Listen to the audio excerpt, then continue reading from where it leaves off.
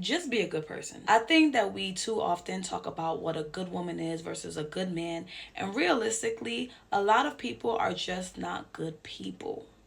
Not everybody, but a lot of people make bad choices.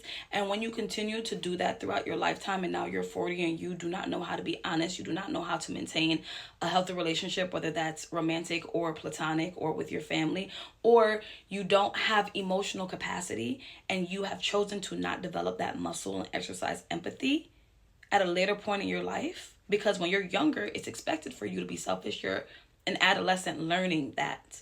But you should have that bandwidth. You should be holding yourself accountable. You should not be saying sorry if you don't understand that that's a verb and that comes with action and corrective behavior. Those are the things that kind of make your character as a person questionable.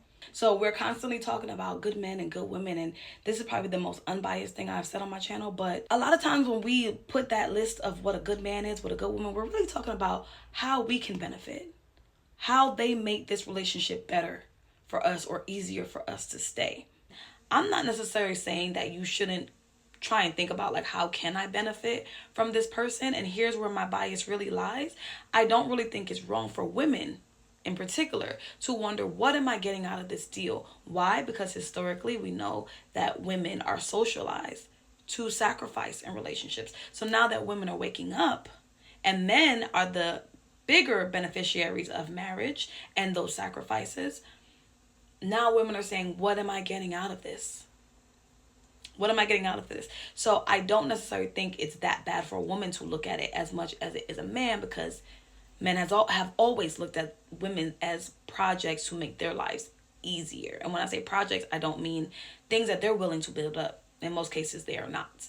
So if you can perform functions such as, say, for example, when you say a good woman, what are you expecting out of the woman? You're expecting sacrifice.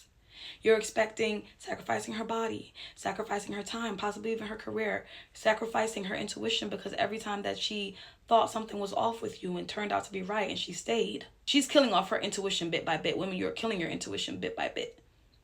You are not choosing your inner child. That's a different topic, different video. The more she stays, the more society says, man, you lost a good one, dog. She held you down through thick and thin. The question is, why is he putting you through thick? It's not the world. Together, y'all not banded together going through the thick and thin. He's putting you through that. So you being a good woman while he's doing what?